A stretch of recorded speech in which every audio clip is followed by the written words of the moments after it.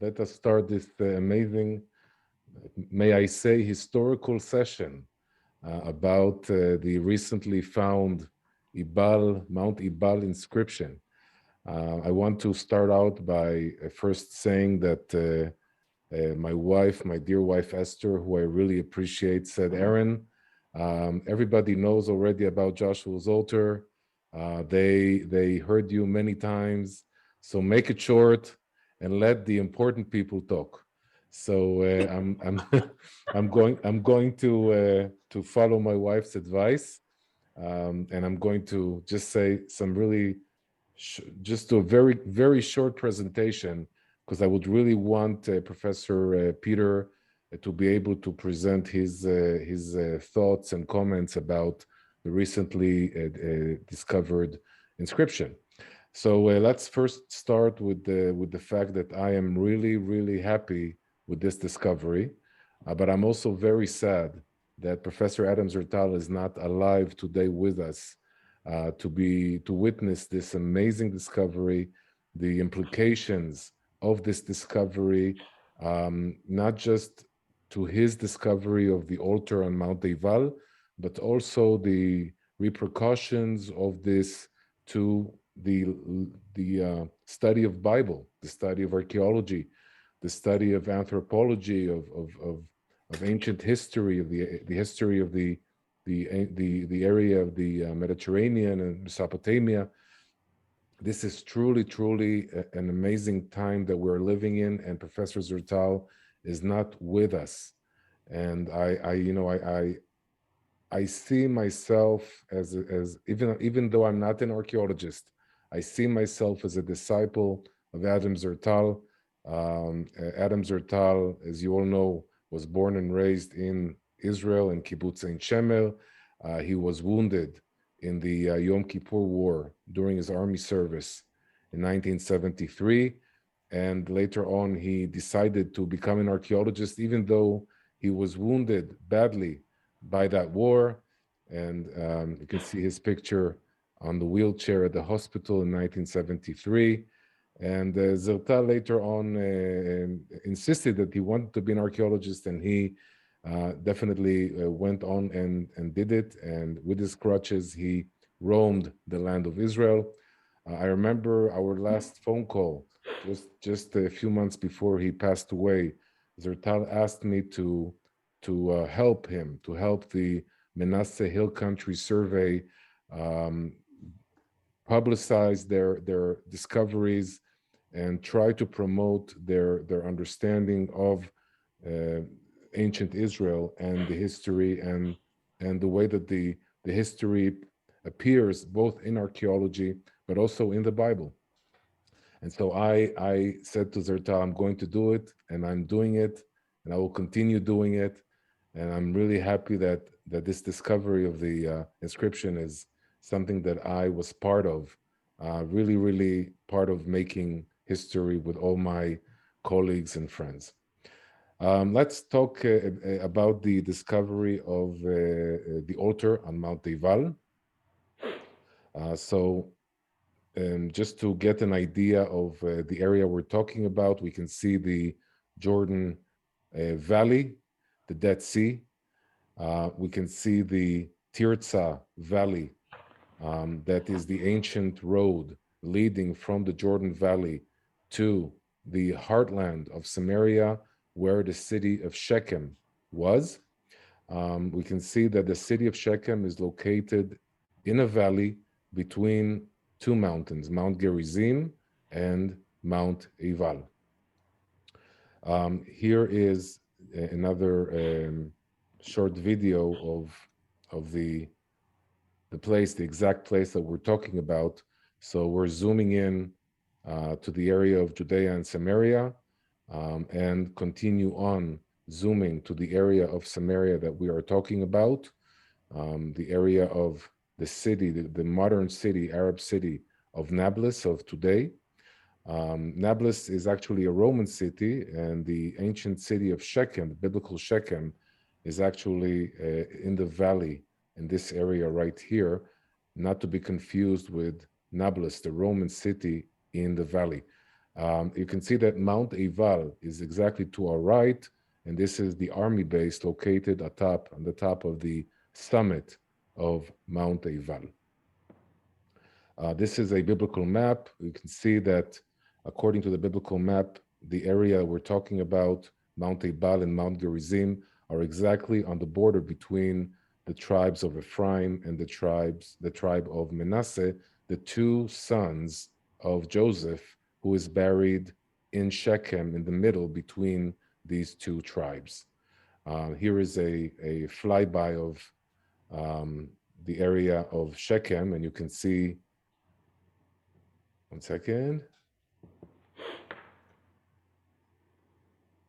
Well, you can see a picture of Mount Gerizim on the left, Mount Ebal on the right, and the city of Nablus, the suburbs of Nablus. And here, smack in the middle, is ancient Shechem, the tell of Shechem. And so for centuries, archaeologists in the late 19th century and early 20th century looked for the altar on an altar on Mount Ebal on the southern slopes of the mountain, and they couldn't find any evidence of such an altar. The idea was that the tribes stood on these two summits, these two slopes, and the priests stood here. And this was the natural amphitheater of where the ceremony that is described in Joshua 8 and in Deuteronomy 27 is where the ceremony happened. I'm going to, with your permission, I'm going to skip the verses at the moment. I do want to share with you a marvelous drone video that I took of the structure on Mount Ebal, the altar on Mount Ebal, and you can see how amazing it is and how detailed it is. And what we're going to do in the next 10 minutes is just to browse through the things that Professor Zertal found in relation to this structure and his conclusion of what it was and how it's related to the Bible. So first of all, a short background. The area of the Jordan Valley and Samaria is an area that unfortunately was not surveyed systematically prior to 1978. We're talking about a black stain on the archaeological map of Israel. And that is exactly the area that the Bible describes as the center of the activity of the Israelite tribes in the beginning.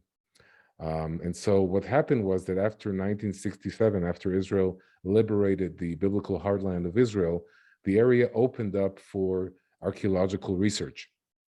And so the Manasseh Hill Country Survey was responsible for the archaeological surveying of the Jordan Valley and the area of the tribe of Manasseh. Professor Israel Finkelstein was given the area of Ephraim to the south of the area that Zertal surveyed. And because our interest is in the Israelite period or the Iron Age period, I'm just going to mention the three interesting discoveries that the Manasseh survey was able to find in the 40 years of their survey that is still being conducted even today. Just 2 weeks ago, we started surveying the Kabir Ridge, which is right opposite Mount Ebal, to the east of it. And so it's ongoing, and we're really looking forward to finding more and more interesting discoveries during this current survey. But this is still ongoing, and during the 40 years that this survey has been underway, there were a couple of really fascinating facts that were found that need to be mentioned as a background to the discovery of the altar on Mount Ebal. First and foremost is the interesting change between the late Bronze Age. To our right, what we see is a map of the Jordan Valley. This is the area of the Tirza Valley going into Shechem. That's the ancient road that I showed you earlier. The Bible calls it the way of the setting down of the sun. And this is the ancient way that goes into Shechem, the Tirza Valley, or in Arabic, the Farah Valley. And what we see to our right is a survey map of the late Bronze Age settlements that were in the Jordan Valley. When I'm saying late Bronze, I'm talking about roughly the period between 1500 and 1200 BC. If we're talking about biblical chronology, depending on who you're asking, we're talking about the time of the Israelites in Egypt and the Exodus and wandering in the desert. And so what we see to our right is a very interesting picture, a picture where the area of the Jordan Valley that we're seeing here is empty. There are only a couple of communities in the area of Beit She'an, but already here, virtually no settlements, no human dwellings in this area at all. As we move to the Iron Age period, which is around the year 1250 to 1000, we see a very sharp rise in the number of settlements in this area. And this is one of the discoveries of the Manasseh Hill Country Survey, the understanding that somehow there is a influx or possibly an invasion of a semi-nomadic culture into the area of the Jordan Valley around the time, around the late Bronze, early Iron Age period. And this coincides with the description in the Bible that talks about an Israelite invasion into the land of Israel. How do these dwellings look like? This is another picture of another area in the Jordan Valley, again, late Bronze to your right and early Iron Age to your left. A very sharp rise of hundreds of percents in the number of dwellings in the early Iron Age period. And so there's clearly some invasion that's happening here, that there is a lot of people that are living in this area. How do these dwellings look like? They look like this. This is a picture of sheep pens that very clearly show that the inhabitants of the ones that build these structures were semi-nomadic. What we're seeing are the sheep pens, and we can imagine that around these sheep pens, these circular monuments, you had tents, sort of like Bedouin tents that were built around this sheep pen and were protecting the sheep and the goats inside. Another interesting discovery that the Manasseh survey made, again, in relation to the time of the late Bronze and early Iron Age period, is the oval-shaped footprint structures or sandal-shaped structures that Zertal found in the Jordan Valley and Samaria. This is another topic that we can talk about for an hour, but the interesting thing about these compounds, these oval-shaped structures, is they're big sized, very different from the sheep pens that we just saw. They have a couple of attributes that repeat themselves. A temenus, a compound wall that doesn't serve any other than just marking the border between one area and the other. They have inner divisions. They have some of them have a procession road. You can see here in Argaman a procession road around the heel of this foot structure, another procession wall around the feet footprint structure, and another attribute that repeats itself is a natural amphitheater that borders or in the vicinity of the compound, which allows hundreds, sometimes thousands of people to sit and watch what is going on inside the footprint structure. Zertal theorized that these structures are the Gilgal that is mentioned in the Bible. Gilgal is the ancient Israelite worshiping sites, and he actually proved his theory when he found the footprint structure of Rimonim, according to the biblical site near Ma'ale Adumim that is mentioned on the border between Judah and Benjamin in the book of Joshua. And so we found, just to summarize, discovery of, I would say, civilian places of dwellings, where people would live, and also a worshiping, or as we say in archaeology, a cultic site that was used for spiritual reasons. And so this is important. And an interesting thing, that something that is that Dr. Ralph Hawkins mentions in his book, the Iron Age 1 structure on Mount Ebal and the beginning of Israel, is the fact that many of these sites that are not just in the Jordan Valley but also in Samaria are built on bedrock. And so, many people are asking, how do you know they're Israelite? Well, many of them actually continued on into the time of the Northern Kingdom in the Iron Age 2 period, which most scholars agree were already Israelite or part of the Israelite kingdom, or the kingdom of Israel, the Northern Kingdom. And so there is a continuation from the time of of Joshua and the Judges on to the times of Samuel 2 and the Kings, without any disruption between those two periods. And so there is that is in itself a clear identification of these sites as being Israelite. And other ways of distinction between Israelite and non-Israelite sites is the assemblage of bones that were found in those areas, and we're going to talk about that in a few minutes. Adam Zertal arrives at Mount Ebal in 1980, surveying the slopes of Mount Ebal, and really clearly not looking for the altar of Joshua or any altar for that sense. Zertal just wanted to survey the mountain like he surveyed other areas of Samaria.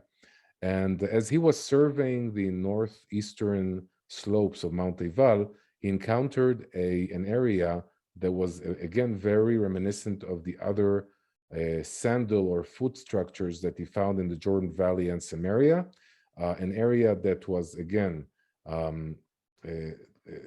defined by an exterior wall and was adjacent to a slope of a mountain that could have served as an amphitheater.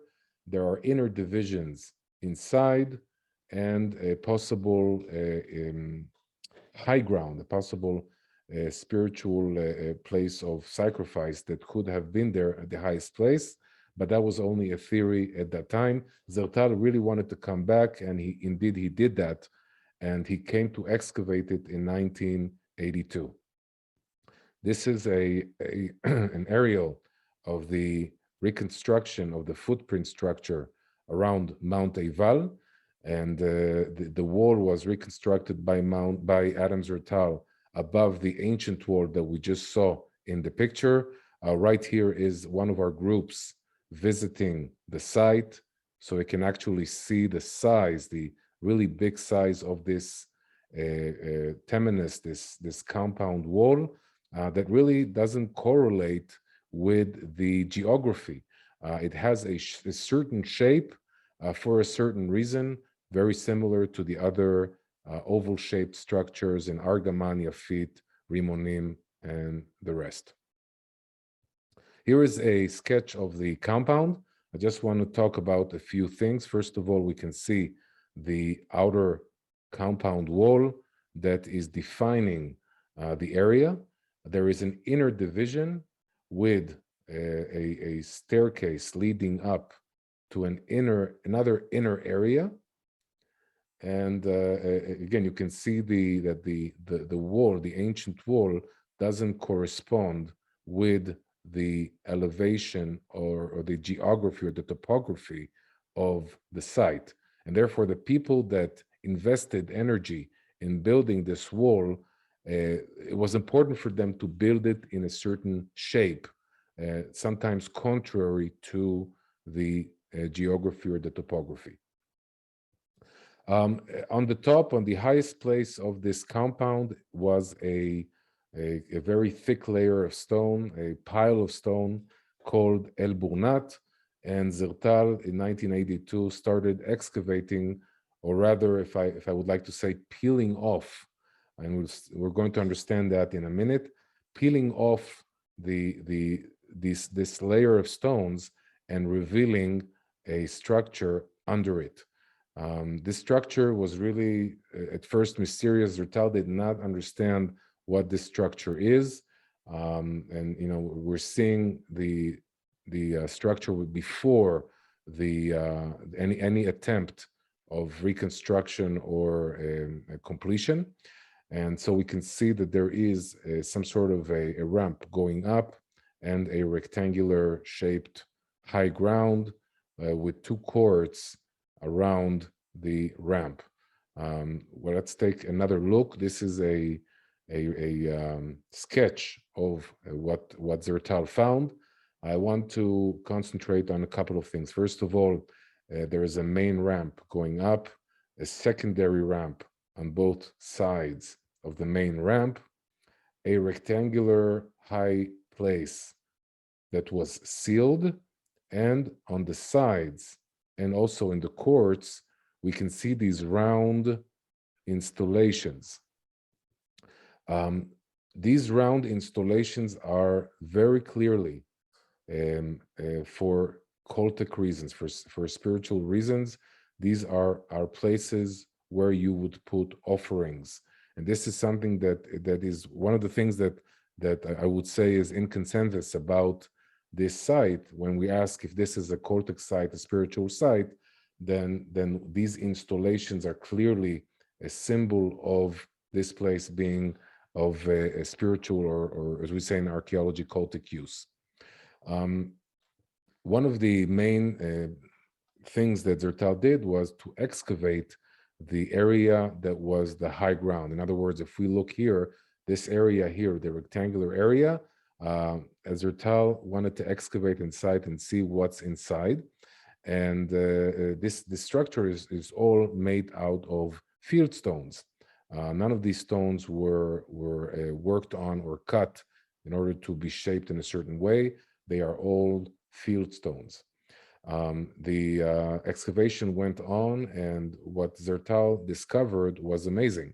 Inside this box, I would call it, this rectangular box, he found layers of ashes and bones that were sent to be analyzed in a university in Israel, and the results were astounding. They were all belonging to animals that, according to the Bible, are pure animals.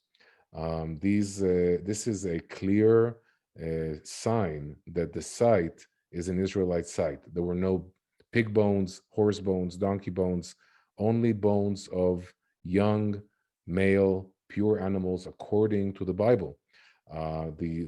Most of the bones that were found there were actually from the right side of the animal, which really corresponds with the Levitical, the commandments in Leviticus about sacrificing the sacrifices. I'm not going to go into all the details about these bones, but the bones and the ashes are an important component in understanding what was used, how this structure was used. It's important to state that in the center of this rectangular altar right here, or let's move, you see the center of this structure right here was excavated all the way down to the bedrock. And down at the bedrock was another interesting surprise, and that is a circular installation of some sort right in the center of the larger structure.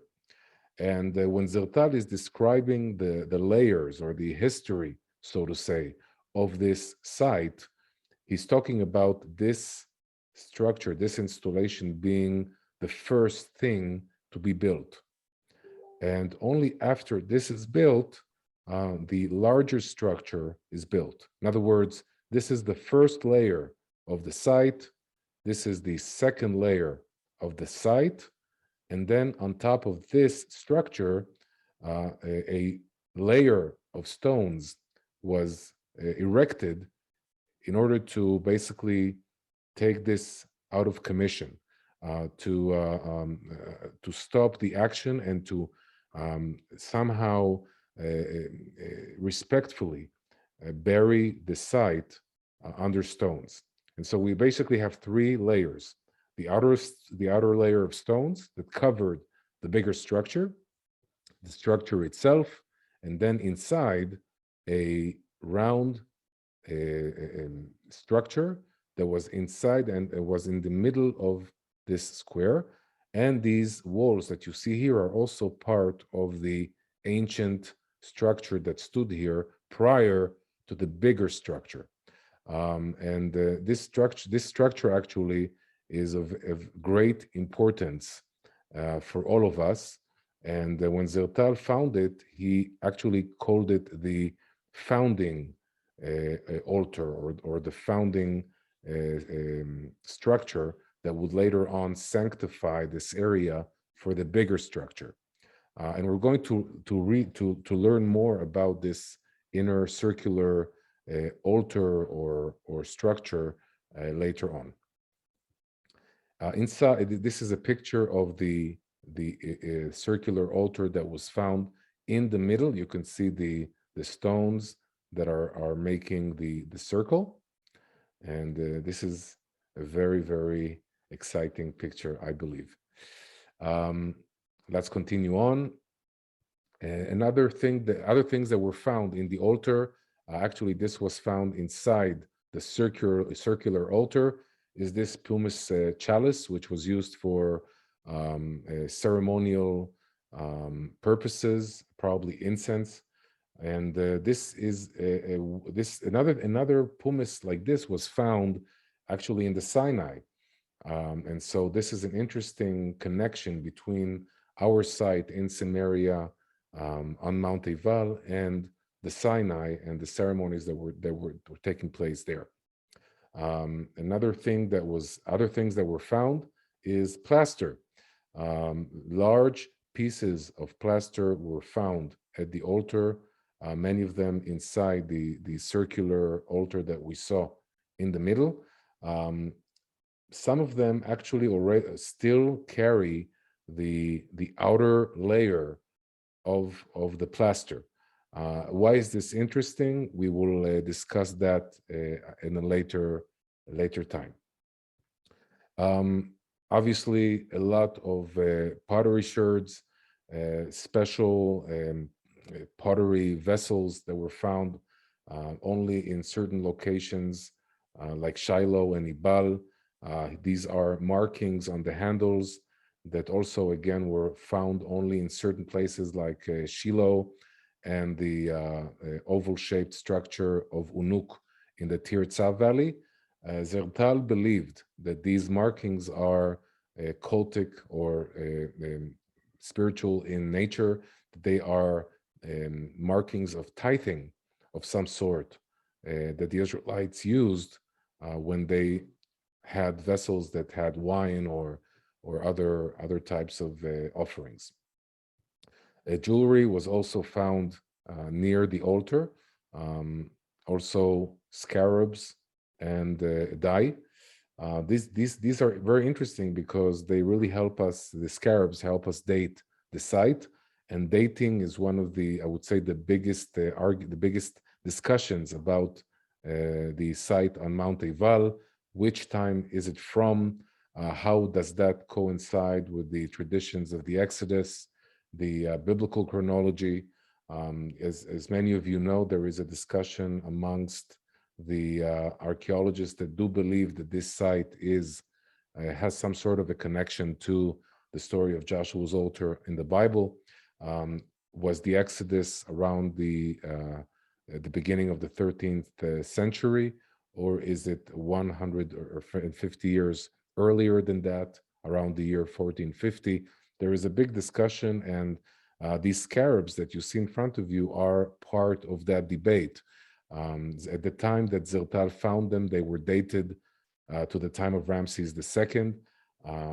A recent scholar called Daphna Bento, an Egyptologist, actually dated the Ramses II scarabs that were found to an earlier period of Pharaoh Thutmose III.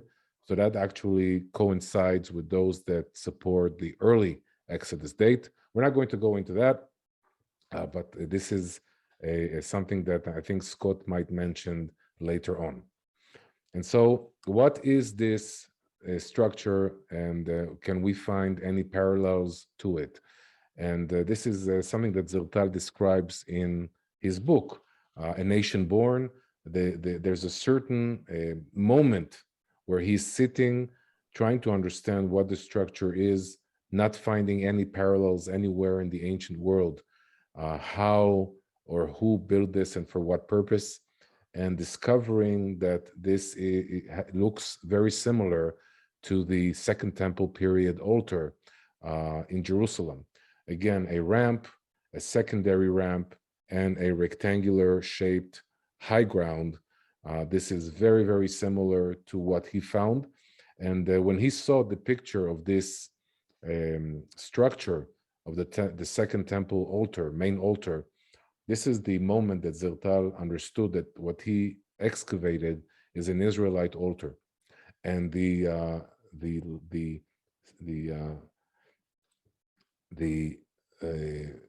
difference, the length between that and connecting it to the tradition in the Bible of the ceremony of the blessings and the curses on Mount Ebal in Joshua was very, very short, and Zertal truly believed that what he found is Joshua's altar, an Israelite altar that it was built on Mount Ebal as part of the ceremony of the blessings and the curses. Here is another sketch of the Second Temple altar, and this is the conclusion. A highly important altar that was discovered on Mount Ebal proves the credibility of the beginning of Israel according to the Deuteronomy and Joshua. The minimalist school, denying the history of the Bible, the historicity of the Bible, has never reacted to the new facts. And the response of the maximalist school here is also interesting. I just want to concentrate on the first sentence. The absence of evidence is not evidence of absence. I would say the mainstream view was that the Bible, especially the early books of Genesis to, I would say, Samuel 2, even Kings 1, were written in much later periods, that the Israelites were not able to read and write during the time of Joshua, the 13th century BC, that the Israelites did not worship the Lord, and that they were actually Canaanites. So different theories. They were all, I would say, derived from the fact that there was absence of evidence to the historical stories that are mentioned in the book of Joshua, Deuteronomy, Joshua, and on. And I would like to just go to the third clause, which says, just because you, the second one, just because you haven't found something doesn't mean that it didn't happen. The fact we didn't find proof of Israelite existence in Egyptian records doesn't mean they weren't there. And it just means we didn't find it. We will never find evidence for every single event that happened in the Bible, but we do have a lot of evidence for many events. And the reason why we're doing this conference right now, this Zoom conference, is because sometimes the evidence does show up. And we're going to talk about that.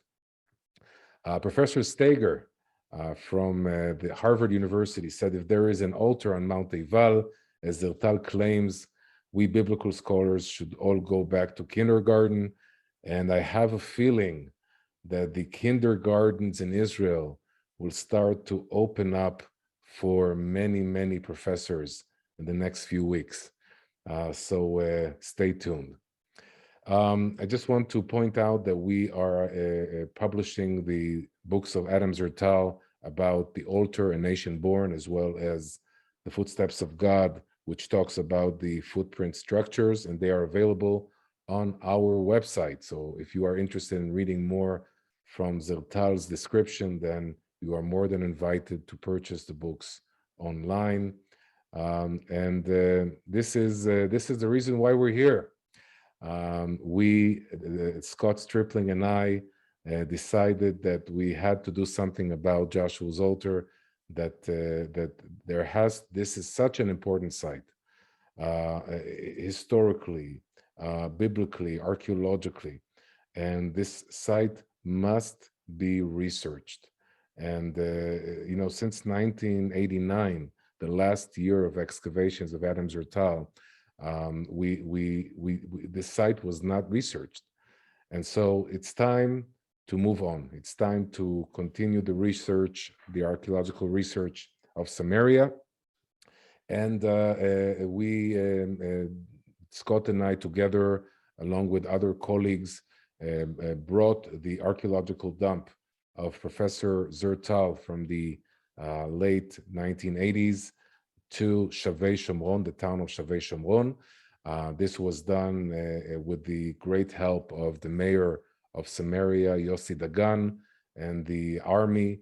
And we are very thankful to all the people that were part of this project. And the list is so long, and unfortunately, we don't have time. And I want to let Professor Pieter give us the next stage of this session. These are just pictures of the wet sifting, and you can see the wet sifting stations. You can see Scott and Abigail sorting the pottery sherds, the Lipkin tours staff going through some of the materials, and the Israeli army coming and seeing the amazing discoveries that were done, and so on and so forth. And Professor Pieter, this is the time for you to share amazing news with us. Yes, very good. Do you think there should still be time of questions and answers to your first lecture, or? I think that yeah, why not? Let's do 3 questions for people. If you have any questions, please feel free to ask. Please write them on the chat box. In the meantime, I'm going to make Pieter a co-host so he can share his screen as well. I'm looking at the chat box and reading.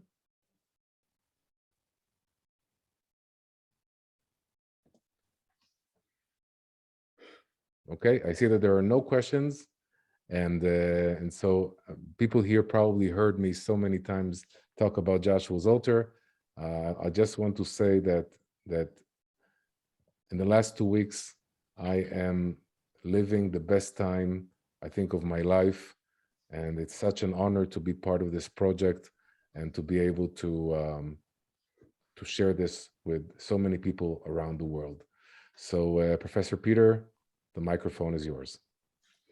Well, thank you very much. I'm glad to share some first impressions with you about the work that Professor Gershon Galil of Haifa University and I have been doing over the last couple of months, trying to make sense of what we can see as letters on this very small tablet that was found on Mount Ebal. Maybe 1-2 sentences about my person. I am Dutch by birth, and but I live in Germany. My wife is German, and I am an associate professor, or in Europe you speak of principal lecturer at the University of Mainz. I did a PhD at Bristol University in England on seals, inscribed seals, and bullae from late Iron Age Judah and Israel. And I did a second doctorate on iron, also on the Iron Age, but on an earlier phase of Iron Age, again looking especially at inscriptions from that particular period, the 9th through the 7th century. And yes, I've worked with inscriptions since many years, and it was because of that Professor Scott Stripling invited me to become part of the team of epigraphers to actually look at this object, which is a very exciting object for sure. And I had actually known Gershon Galil since many years, and that's why I recommended that we take him on board as well. And well, as it is, we've been working on this since several months now. So I am going to introduce to you a number of issues that relate with the decipherment of the lead tablet, to show you also that this is not an easy task, because it's a very complicated little tablet, which is an exciting object. But the photos that you may have seen show that show a big picture of the tablet. But in reality, we're really talking about a tiny object that is about 2 by 2 centimeters. And actually, if you look very closely at it, you see all kinds of marks, indentations, sometimes also scratches all over the tablet. So you can just imagine that all these scratches, all these indentations are even much smaller than the tablet already is, and that some of these are just about maybe 2 millimeters tall. And the person who actually managed to write on this tablet must have been what we call a master scribe.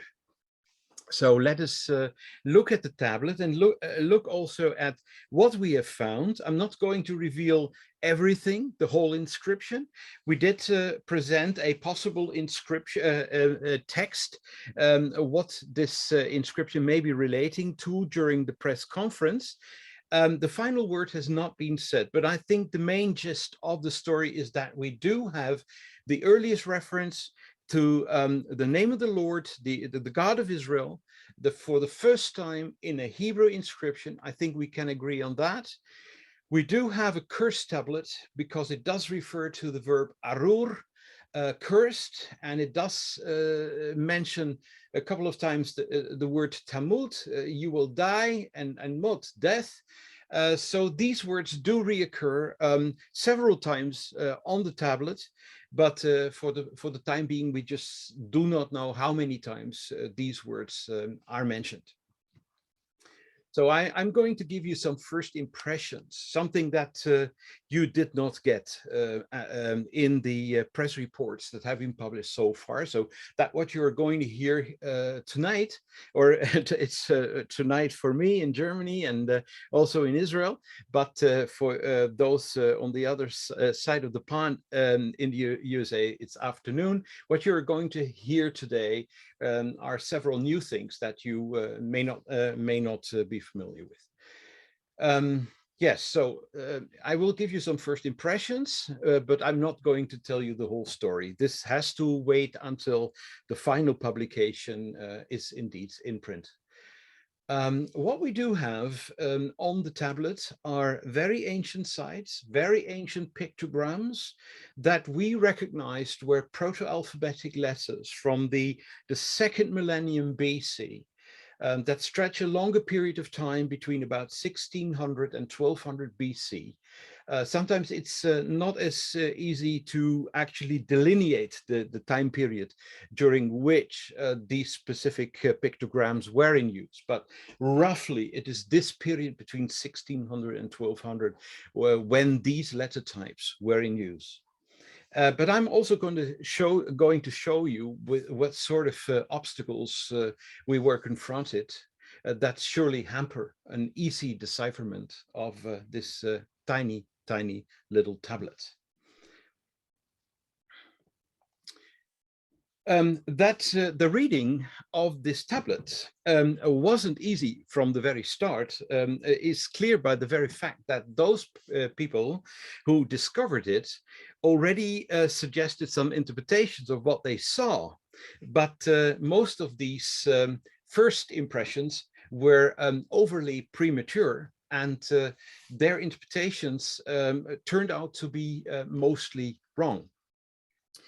It was said that on the outside of the tablet, a bullhead was found.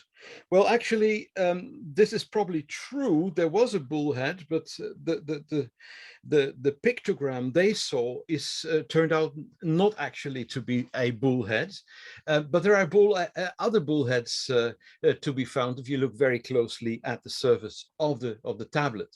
And then it was suggested that also a lily of some kind was shown on the surface. Well, the question is the bullhead, is the lily really there? Maybe yes, maybe no. Once we started looking more closely at the surface of the tablet, which has a surface on the front side, we speak of the recto, we speak of the back of it, because we have here a folded tablet that can unfortunately not be opened at the moment because we do not have the right scientific method to actually unfold it. When they try to unfold it at the university in Israel, they realized that it started to crumble on the edges, so they did not continue to unfold it. So we actually have a piece of lead that was folded together, and there we have the front side, we have a back side, and we have something that is in between that we cannot see with our naked eye.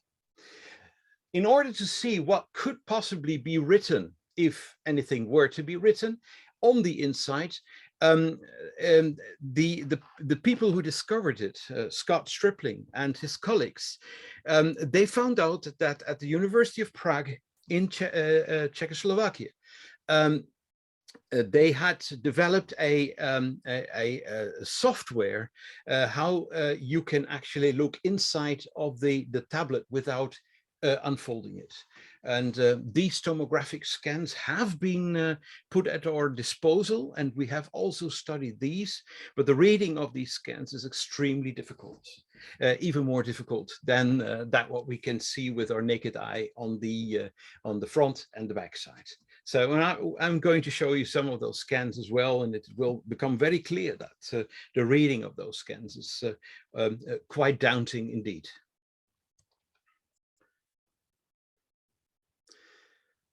So here you see a circle, and within that circle you see what the finders, actually those that discovered the tablet, believed to be a lily or some floral motif, but it turned out to be something else. So whatever way you turn the tablet, you tend to see something different.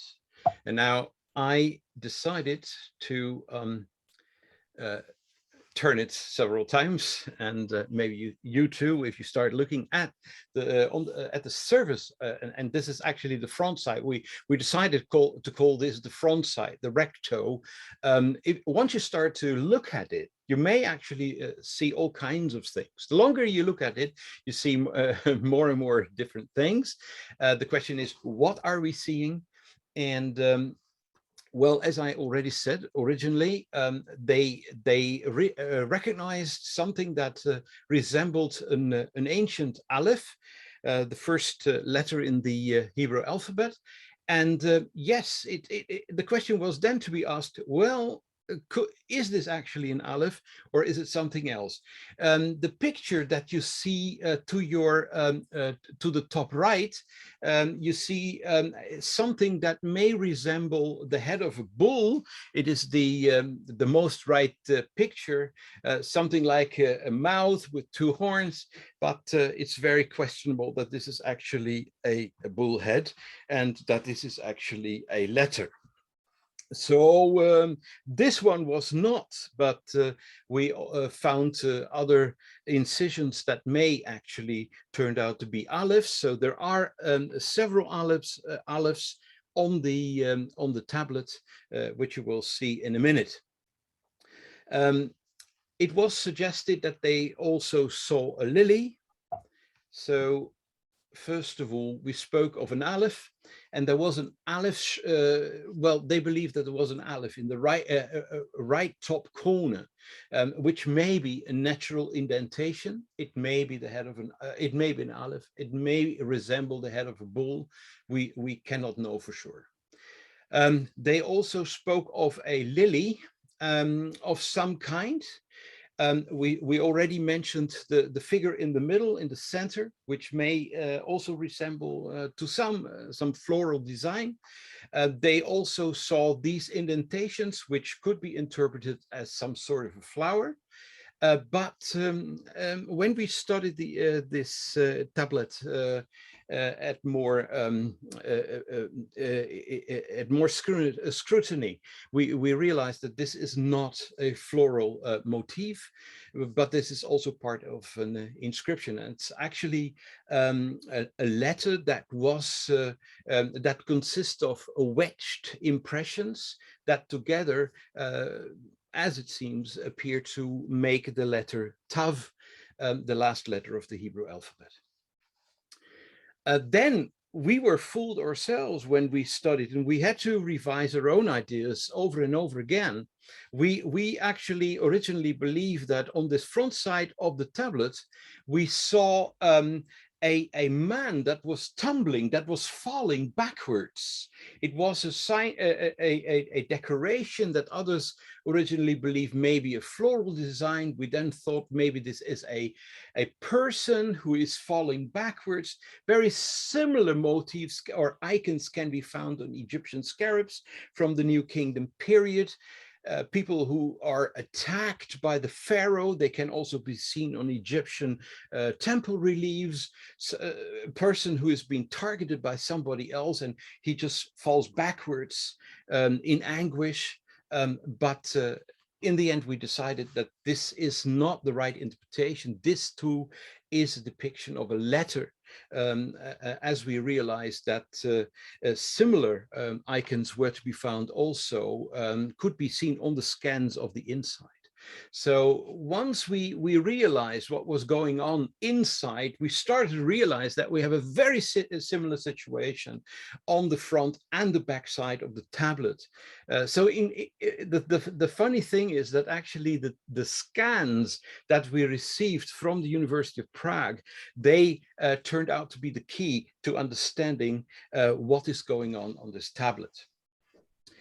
We found many more letters which confirmed our tentative reading on the inside, seen on many scans provided by the Prague University team under the lead of Dr. Daniel Vavric.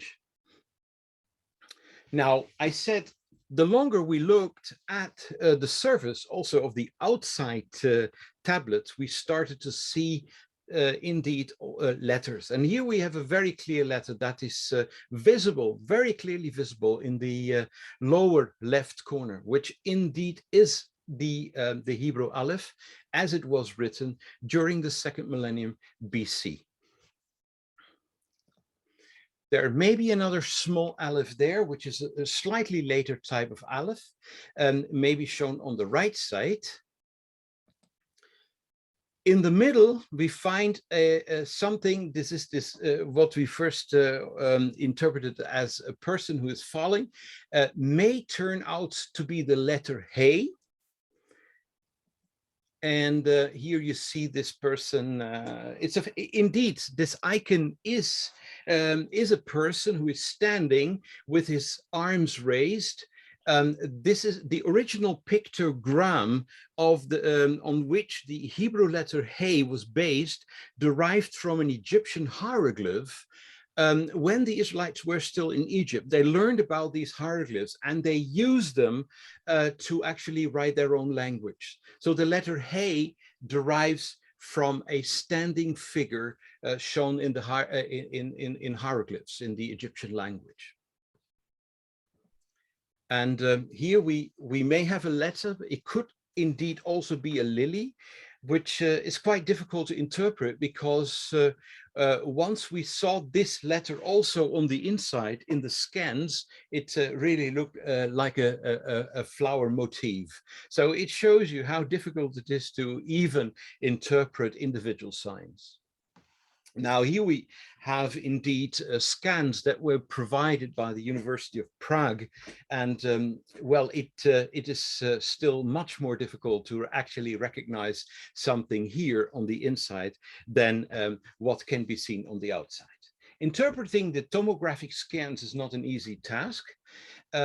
Looking for the right depth, possible cracks, folds, and dents on the out and on inside. The problem is, besides possible letters, we find very many folds. We see a large fold in the middle, inside of the tablet, which probably are not letters. They're just simple folds, simple indentations that cannot be interpreted as actual letters. So what we have is we have indentations, we have fissures, we have cracks, but we also have letters, and it's very difficult to actually distinguish these different scratches. Now, we do have letters also on the inside that clearly belong to the so-called Proto-Canaanite scripts that, as I already mentioned before, stretch from about the 17th century BC to the 13th century BC. It is during this period that these letters were generally in use. We do see bullheads. You see on the left scan, you see in the top register, you see again the same type of aleph that we already saw on the lower left, in the lower left corner of the front of the tablet. It is it's a sort of figurative representation of a bull's head with large horns, and then you have a horizontal line that on both sides of the head actually marks the ears of the animal.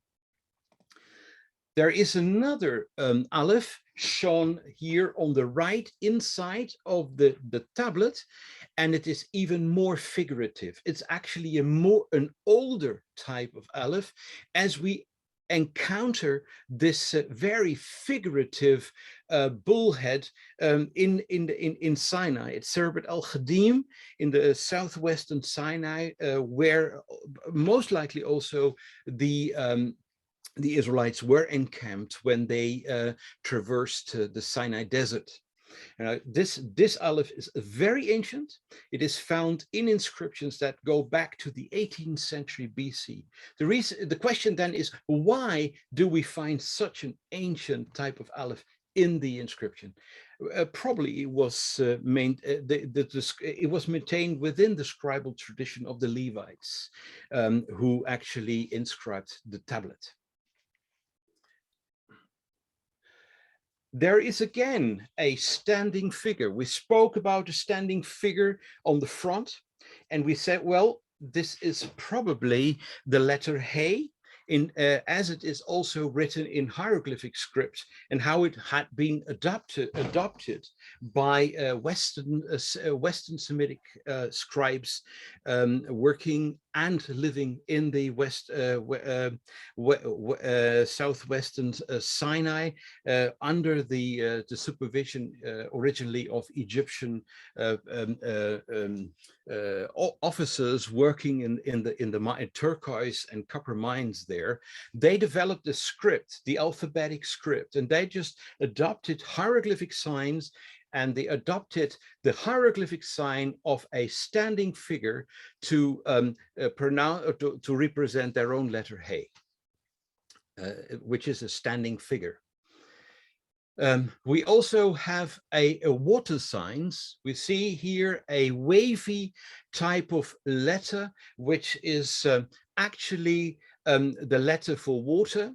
And in Hebrew, the letter for water is mayim, starting with an M, and therefore represents the letter M, the letter Mem. We also have another letter, which can be recognized here. Yes, if you, well, it's slightly covered by the circle, which is unfortunate. But within the orange circle, you see a cross-shaped sign. Now, this is a very clear Proto-Canaanite letter, which is actually derived from the Egyptian sign for crossed planks that are actually placed as a cross together. And this is the original way the letter Tav in ancient Hebrew was written.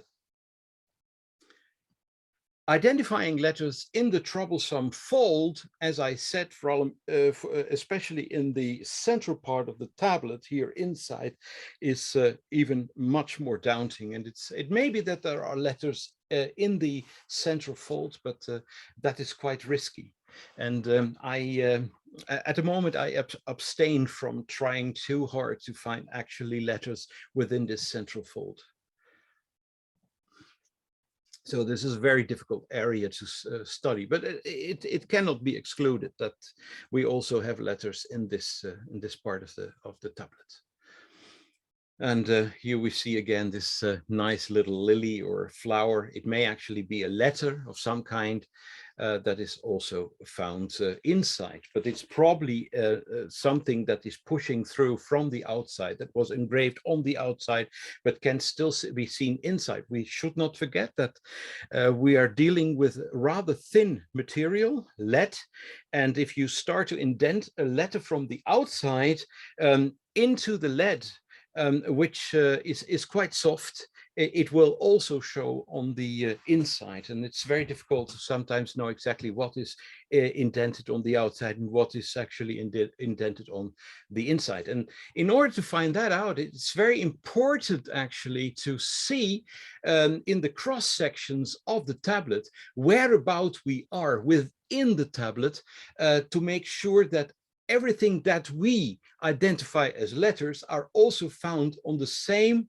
level and not in different levels, so that these letters, if they were to be found on different levels, they could not be part of the same inscription. So it's very difficult, and it's very important to make sure that they really belong together and are found in the same level. So yes, the question is, on which side of the tablet do I see what? What would happen if we were to unfold the lead tablet? It would probably be the ideal situation, because then we could really verify whether the suggestions we have made are indeed true. But for the time being, we cannot, because the material is too fragile, and scholars have not been able to develop a method how we can unfold the tablet without actually destroying it.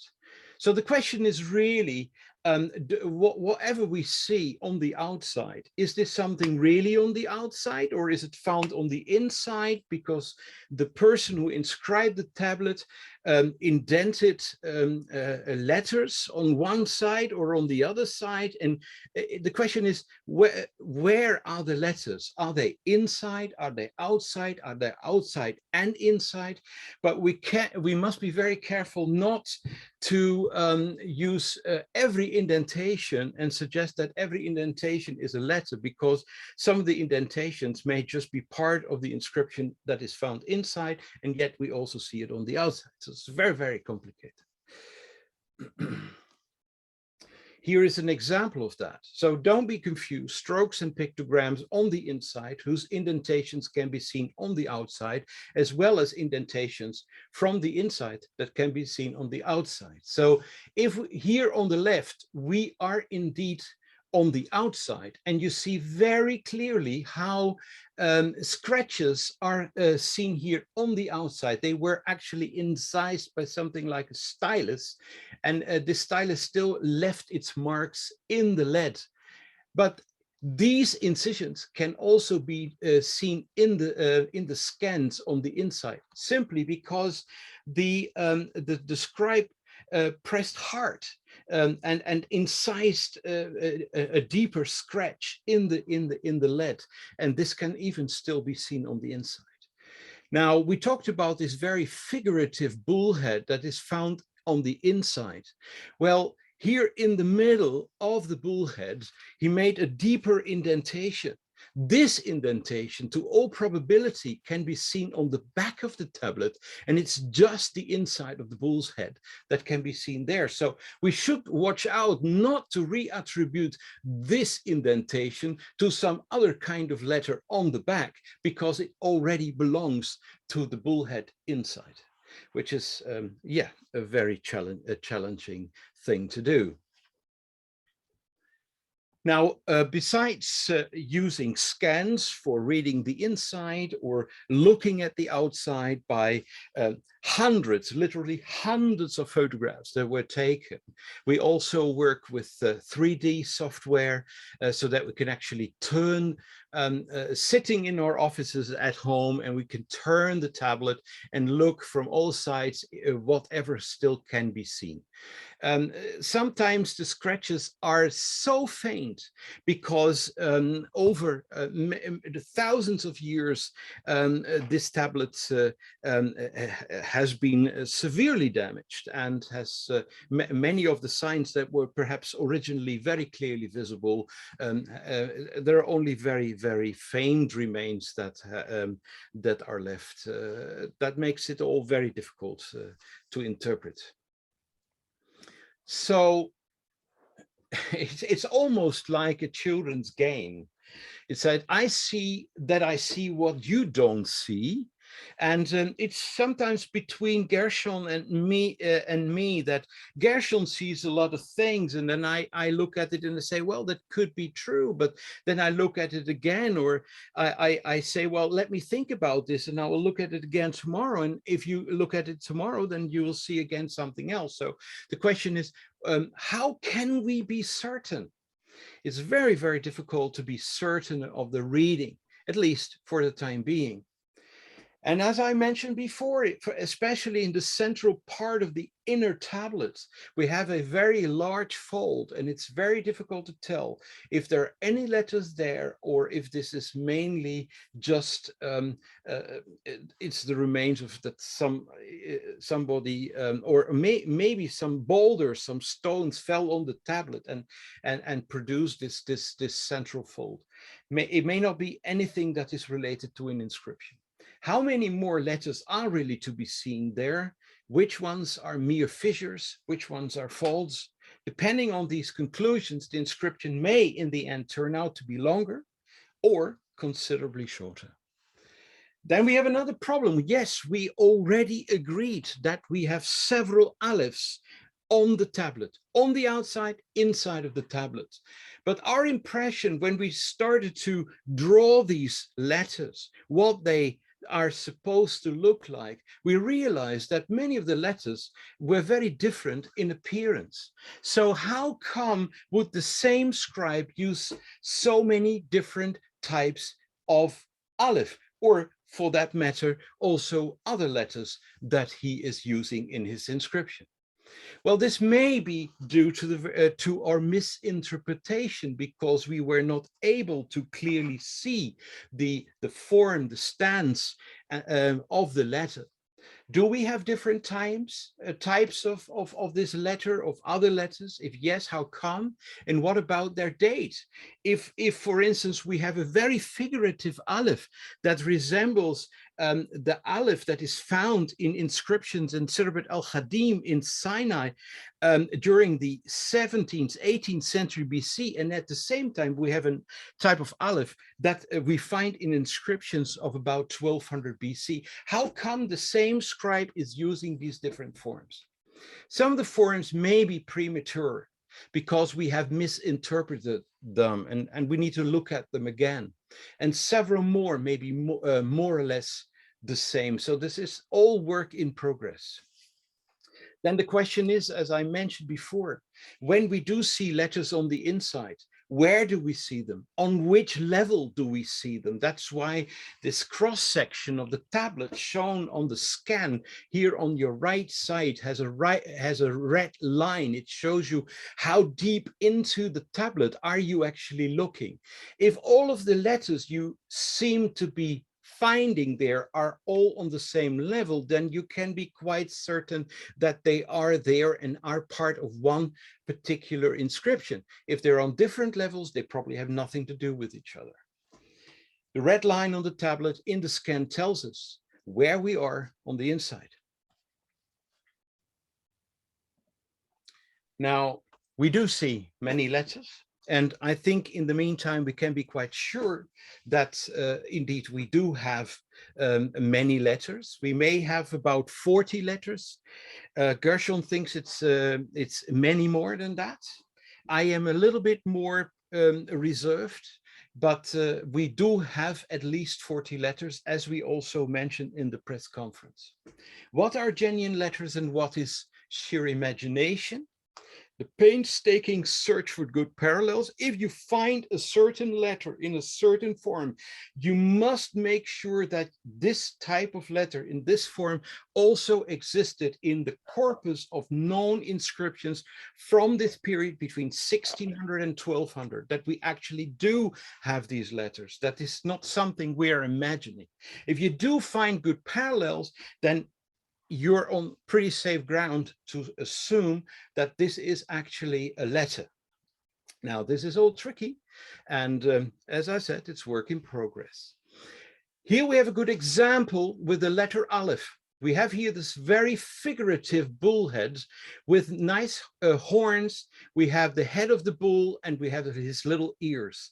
Underneath of that, we have a good parallel from southwestern Sinai, where exactly such a bull head is shown. But we have also a more developed linear type of aleph, which is drawn like our modern letter A turned upside down. And indeed, this type of aleph is well attested in inscriptions around 1200 BC. So we do actually have different types of alephs.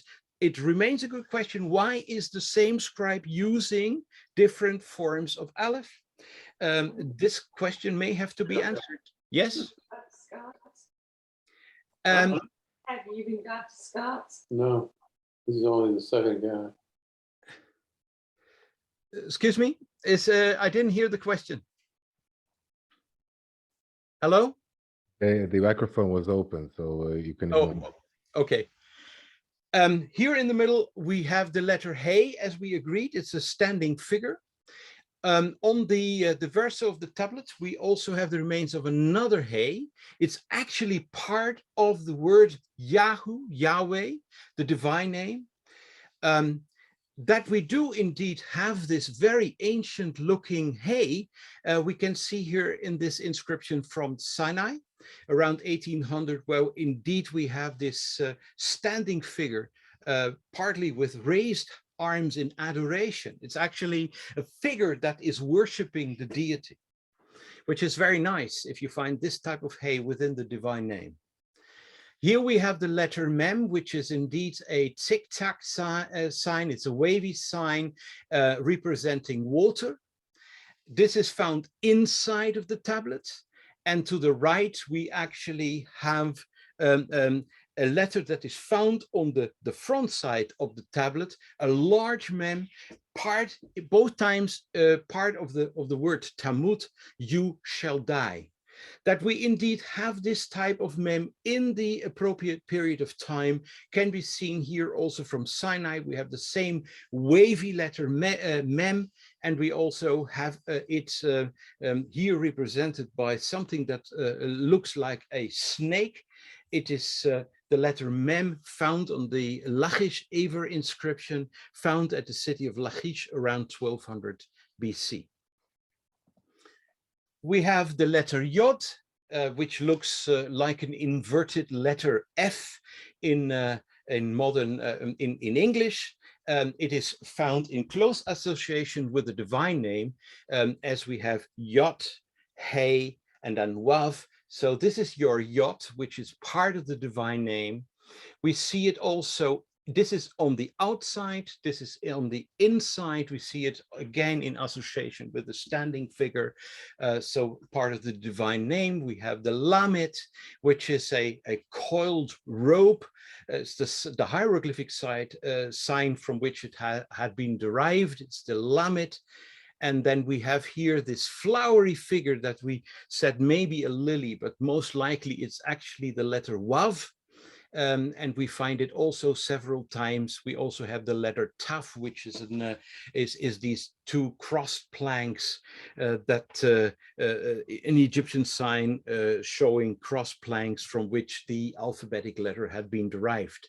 Now we see in the lower register, we find the parallels of these letters in inscriptions stretching from 1600 through to 1200. So we have exactly these same letters also in other inscriptions from Sinai, from Canaan, during the appropriate time period. Now, it's not always easy to interpret, as we already said. On your right hand top, in the top right of the slide, you see the divine name Yahu, but also you see Tav, Mem, Tav, Tamut, and how these signs have been associated in a very interesting artistic way, how they have been combined. And how the scribe did it, we don't know exactly. Some of the letters may have been indented in a more shallow way than other letters which were more deeply incised. These shallow letters that we see in association with this standing figure, that what has been left white here, these letters, we have a Yod, we have a Lamed, we have an Aleph, we have a Lamed. It's actually the divine name El Yahu. We find the indentations of this divine name incised inside on the back of your tablet, pushing through. It's actually standing out.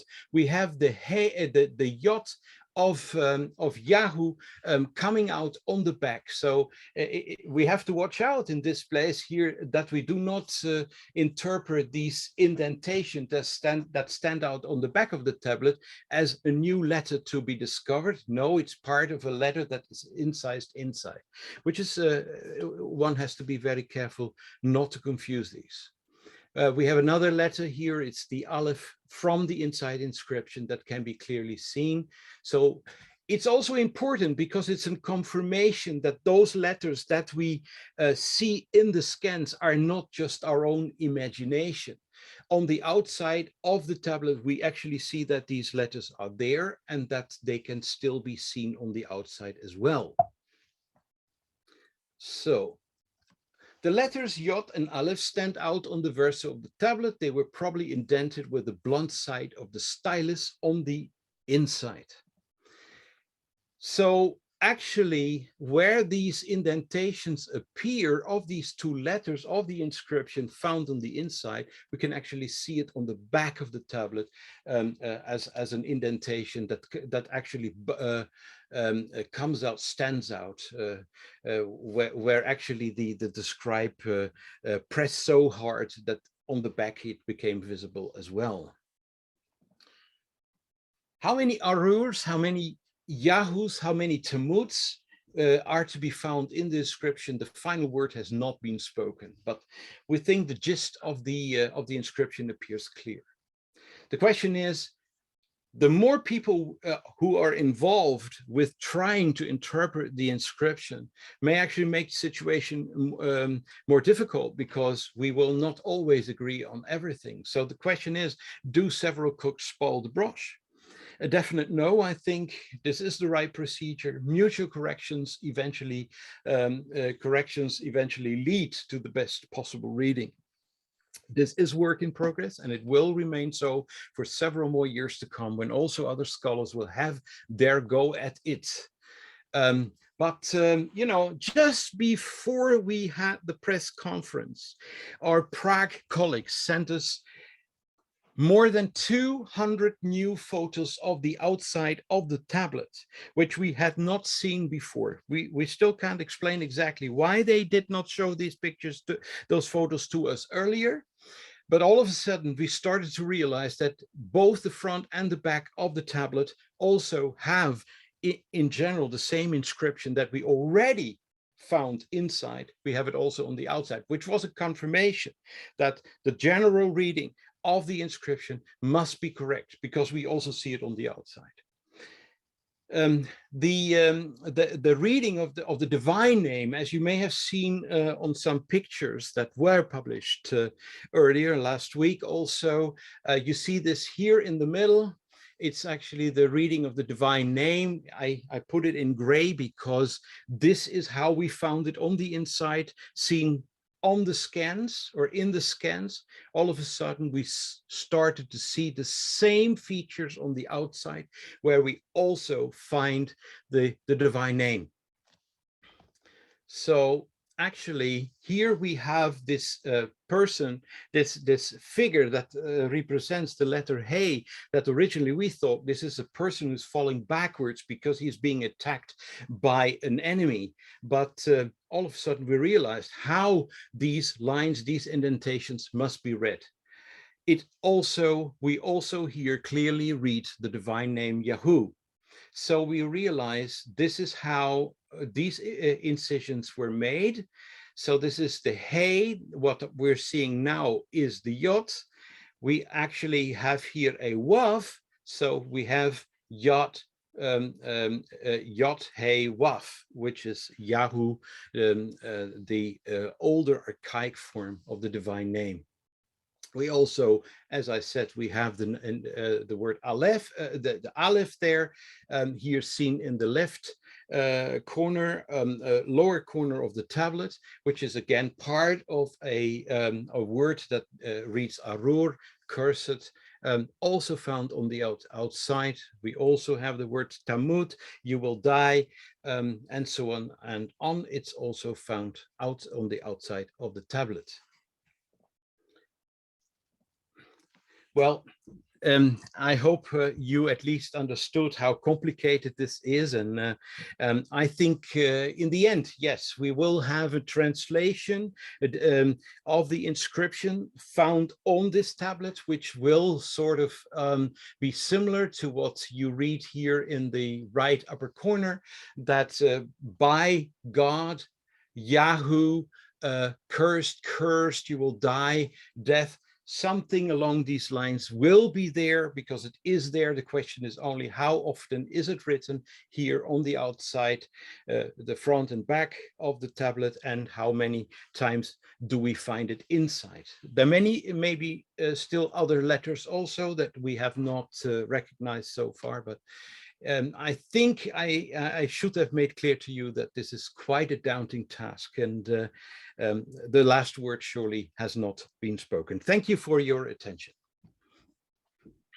Thank you, Professor Pieter. And we are now opening the chat box for people to ask questions. So please write questions for Dr. Pieter. And with your permission, I just want to understand and clarify. What you're saying is that there is text written on all sides of the tablet. That's absolutely correct, yes. Okay, thank you. If you can go into the chat box, which is in the lower part of the screen, we have a couple of questions. Okay, I see this question from Hannah. Why has the tablet been identified as an amulet? Good question. Would amulets not usually have protective sayings on them, and would the Bible condone the wearing of an amulet? Okay, I understand the question. I was not the person who invented the description amulet. I have grave doubts that we actually have an amulet here. I think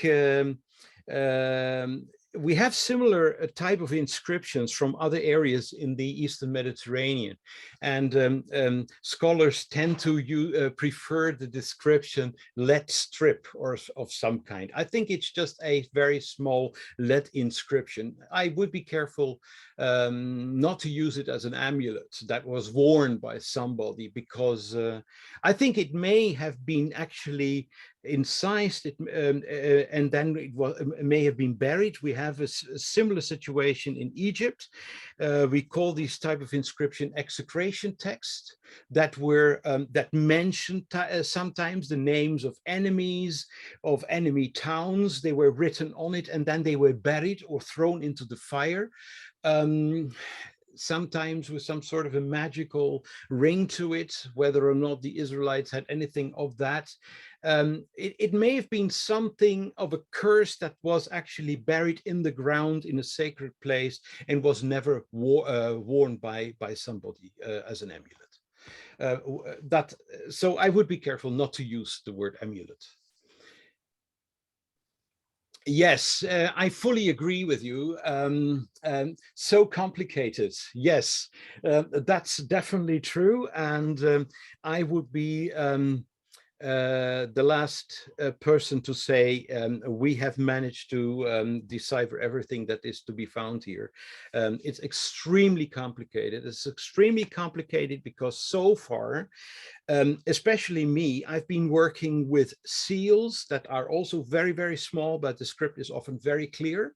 And even if you have to study it under microscope and so on, because the letters are so small, seals and bullae are much less complicated to actually decipher. This is a problem because we are talking about a metal that has been damaged gravely over time, and it's so soft. So if you incise something on one side, you will see part of the letter on the other side, and it makes it extremely complicated. So I certainly do not want to communicate the impression that this is easy to decipher. Yes. So what is the composition of the lead? Yeah, well, I'm the wrong person to ask. I think Naama, professor at Hebrew University, has studied this. And all I can say is that it was imported from an area north of Athens in Greece, as was a common source during the late Bronze Age, when lead was imported to Canaan. As ingots, and such ingots have been found in shipwrecks that were found in front of the coast, also near Caesarea Maritima. So this lead was, they can actually establish the source of this lead, and it comes from ancient Greece. Yeah, it's from the Aegean.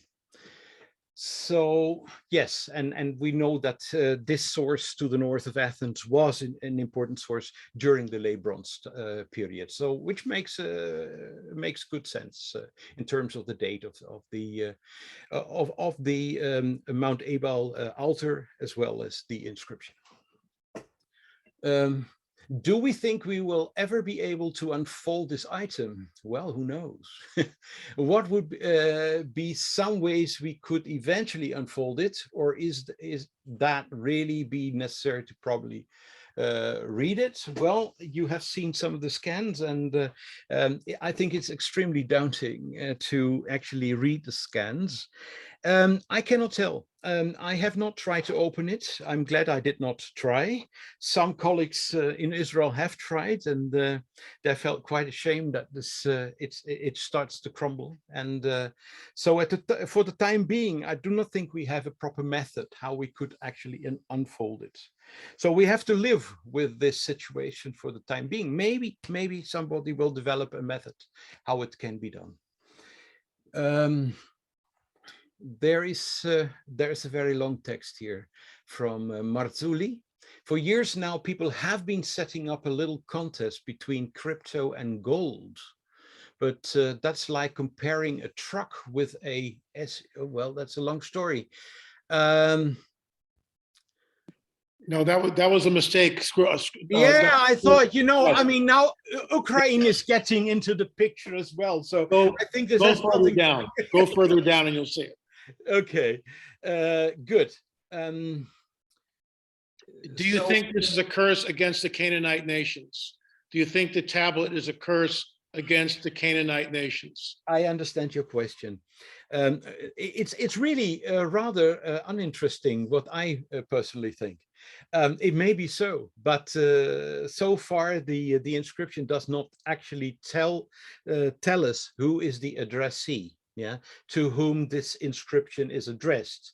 So as long as we do not find evidence of that, it may also be addressed to Israelites, because if you read Deuteronomy 27, you see that blessings were spoken to those who are willing to fulfill the law or live by the words of the law.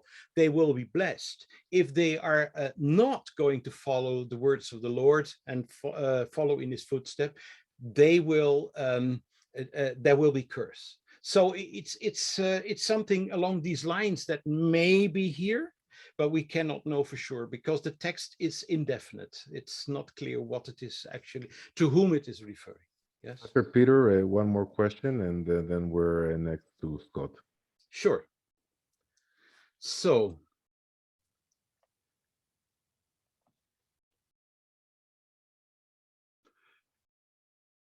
I think this is what could be seen is clear, that we actually have a front, we have a back, we have an inside A, and we have an inside B. There is not actually more to be found inside.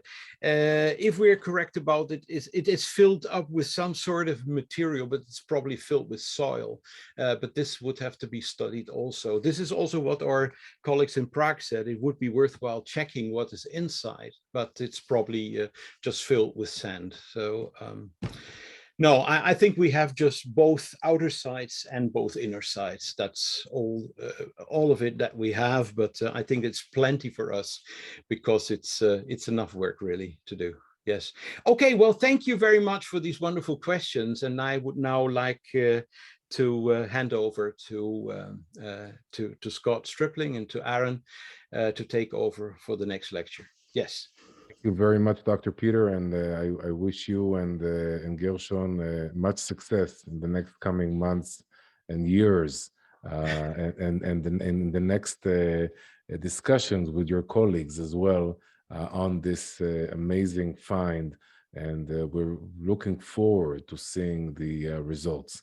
So thank you so very much. Yeah. And Scott, are you online? Can we? Are you on? Yes, I'm here. Wonderful. Let me just mute everyone. Okay, Scott, can you unmute yourself? I did. Okay, how's that? Wonderful. Do you just make you a co-host? 1 second. I'm being promoted. This is good.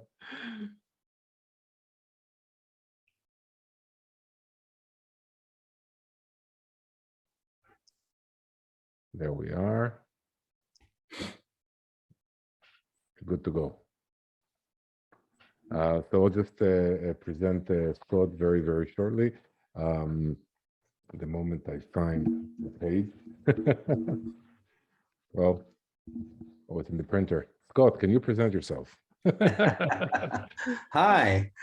Well, first, let me say a word about Peter. Thank you, Peter, for your work, and hopefully everyone who's attending can see why I had invited Pieter and Gershon into the collaboration. They have worked tirelessly, neglecting their other academic responsibilities, and you can just imagine the tirelessness. We're dealing with multiple continents here, 3 continents.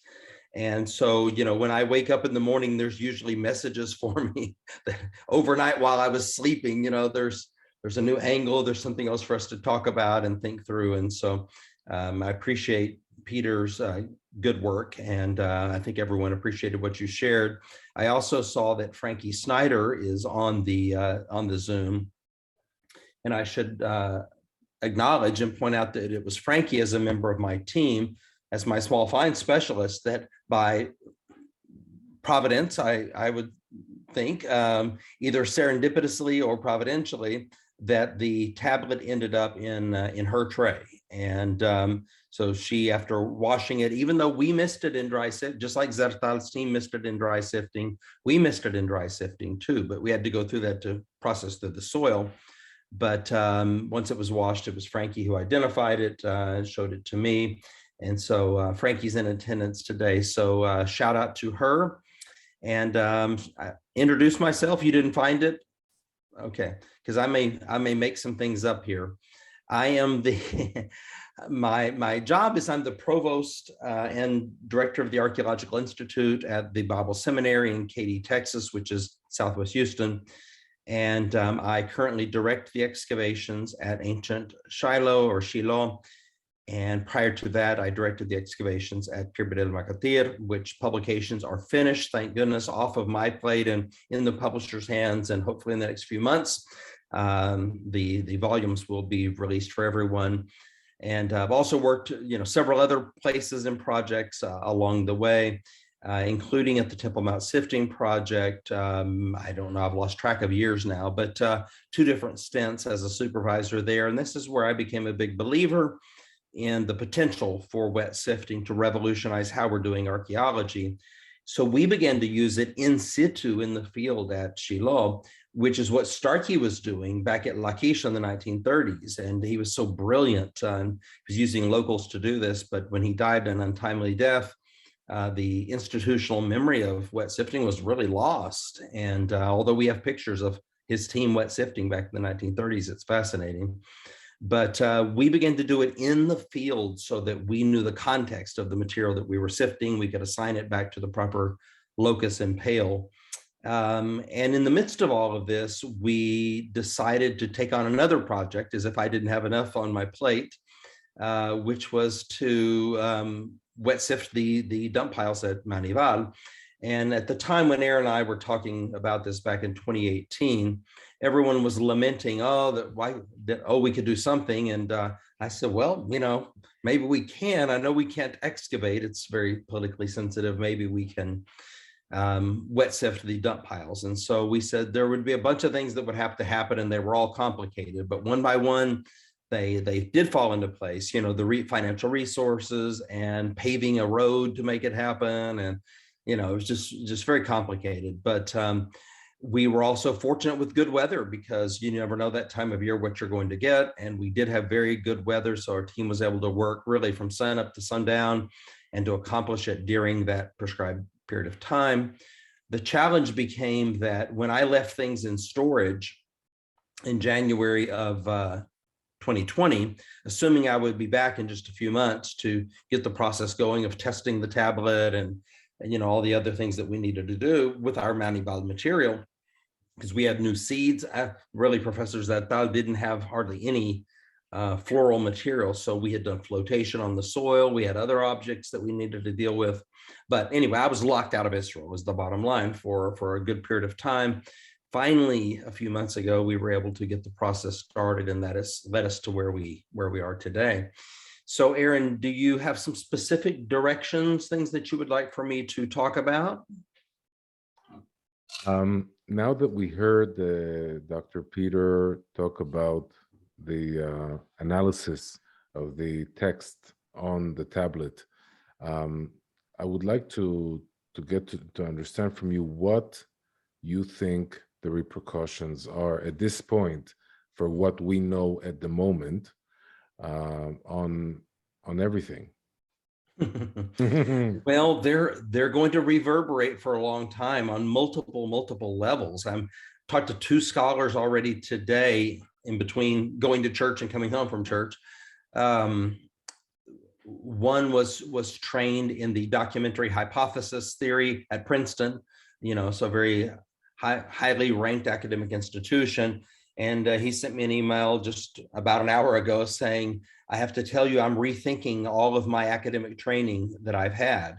That's the type of reverberation that we're dealing with here, because the idea that the biblical text, beginning with the Pentateuch and then including Joshua, we would call that the Hexateuch, and on down into other portions, that this was transmitted orally over hundreds of years with one source, maybe the J source, the Jehovah or Yahweh source, and the Elohim source. They did not exist at the same time. We have, you can see the El and Yahweh right next to each other. So how can you say that they did not exist at the same time, for example, this supposed northern and southern tradition? So biblical studies has a lot to think about. Archaeological studies, cultural and anthropological studies, there are many things to think about, because in fact, we do have an alphabetic script, call it, I'm not going to call it Proto-Canaanite, even though that's the traditional way to refer to this thing, because it's not, unless one believes the peaceful infiltration theory, which I'm not sure, maybe professors of thought believe that there was a peaceful infiltration, and in that sense, I guess you could maybe, sorry, that was Shiloh. Calm down, Shiloh. I think he's got a bone or something he's excited about. But I'll refer to it generically as Proto-alphabetic, but more specifically, quite frankly, as Proto-Hebrew. We do have an alphabetic script with which the law could have been written. And if you were only dealing with hieroglyphs, Peter may know the exact number, but 500, 600, I don't know. There are just an enormous number of hieroglyphs in Egypt. So Moses was educated in Middle Egyptian, but I mean, just to write the Torah with that would have taken a library to have held it, but with an alphabet of 22 letters, now you've got a whole different ball game. We know that it could have happened. We have an ancient text in the Bible that says that it did happen.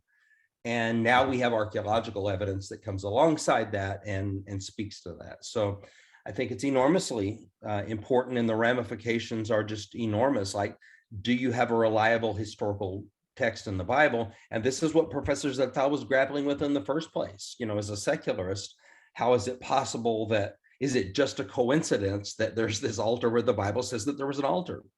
And I think, may his memory be blessed, I think he has been gone from us for 7 years or something like that now. And I was asked by a reporter yesterday about this, is Professor Zettal vindicated? I said, yes, he is, quite frankly.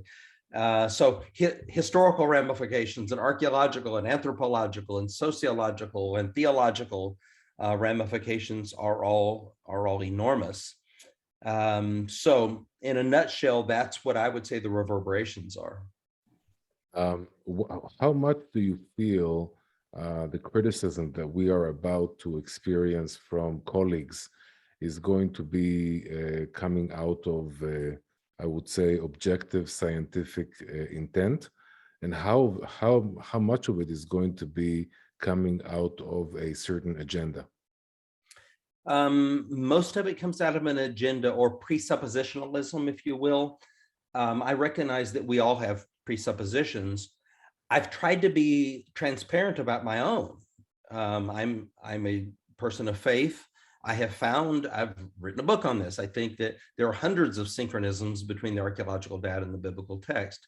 I see no reason to consider the Bible guilty until proven innocent when we give the presupposition of veracity to, say, the Amarna letters or something like that. Why is the Bible held to a different standard? So I think we have maybe 1/3 of our colleagues on the far left, if I may use that term, who are very anti. We had one of them even the day before the press conference declared this was a forgery or fake. I said, you haven't even seen it yet. How can you declare it to be? So that's clear bias when you get those types of things. We have about 1/3 that maybe are seeing from a similar presuppositionalism that this is very plausible, it's logical, it makes sense, there's a verisimilitude. And then we have about 1/3 that are in the middle that heretofore have been influenced by this liberal skepticism from the left that now, like the email I got an hour ago, they are open, they're persuadable, and they're open to this. I realize that there will be vitriol, there will be things, but I have to say a good deal of skepticism is not a bad thing. I mean, I'm glad that there's skepticism. We better be able to prove this. And at the press conference, I said, there will be different readings. All we can do, you have to understand, Aaron, and those in attendance, we have grappled with this day and night for months to arrive at this. When we do release the scans, when the academic article is complete in a few months and it's out there and people get them, it's going to take them a little while to catch up with how to read these scans and deal with them and so forth. So if somebody comes out the next day and say, it doesn't say this, it says that, they're just going to have to sort of refine that skill set. But it can be read in this early period from right to left or left to right, vertically or horizontally. There's not a standardization. So yes, there can be different combinations. All we can say is that we think the weight of evidence seems to be pointing this direction. And that this is what it's saying. We can't rule out that there are other readings and so forth. We can only do our best. But I don't think any scholar is going to be able to say that this is not a late Bronze Age text, that the script is late Bronze Age. So different interpretations, yes. But if somebody starts telling you that this isn't, from that time period, that's ridiculous. Professor Finkelstein had a little bit to say on this yesterday, that, the archaeological context, his words, not mine, at Manival suggested an 11th century date, blah, blah. I don't have any idea what he's talking about. The archaeological context at Manival is not 11th century. You can't possibly pass it earlier than the 12th century, very much more likely 13th and 14th century. So I don't even know what he's talking about. I've read everything that's ever been written or published on Manival, but again, he's coming from the minimalist school, and everything he's done his whole career has been to try to down-date things that relate to the Bible. So will we get criticism? Yes, but that's a small price to pay for the opportunity that we have to engage in this arena of ideas. And it's tremendously inspiring and really freeing. I talked to someone this morning who said, hey, I was trained in this JEDP documentary hypothesis stuff. He said, this is so liberating, I mean, Moses may have actually written the Pentateuch, this is astounding. So anyway, that's my rambling response to the criticisms. Scott, what can we anticipate in the next few weeks or months? Hard work. We will continue to plug away. We will continue to talk too. When people have said, why didn't you wait until the academic article, comes out? First of all, it's my finding. I do it any way that I want to do it. There's no prescribed thing that you have to do this way. There were reasons why we did. We had valid concerns about academic piracy. We had bad information that was already out there that needed to be corrected. And quite frankly, this was world-changing importance. And so by talking about the inside of the tablet, and some scholars that have put their criticisms out there, and incidentally, folks, there are very few of these. We have daily other very credible, solid archaeologists and epigraphists who are contacting us, and they're very, very supportive of this. But it's the press gets a hold of the negative ones. That's just not really logical. I think some of the points that they're making in those presuppositional arguments. Okay. Scott, should we open for questions on the chat, or how are you on time? I'm good on time. Let's see. You'll have to coach me to see. I see the chat button. Okay. Okay, so guys, feel free to ask Scott questions, but we won't be able to answer many. So please, we apologize. It's right now in Israel. It's midnight, and so I had a long day. So please, if you have any questions, please feel free to write them on the chat box. And I'll say, while folks are kind of gathering their thoughts, that we have news reports coming out, this week on Israeli TV, here in the US on Fox on Wednesday, an interview. I'll be in New York this week doing the Eric Metaxas show, which is an enormous venue. So there's going to continue to be a lot of discussion. Our research continues daily. Our trying to get the article down, is going to be a big challenge because we never dreamed we would have this many letters. And so since we have so many letters, each one has to be documented with parallels. So our article is growing and seems to have a life of its own. So we'll be working to get that into a final form to the publisher in the coming weeks. In my perfect world, before I leave to Israel on May 12th, we have more or less a final document that we can begin to then massage and get through the publication process. So we can expect more news in about a month from now, or a month and a half.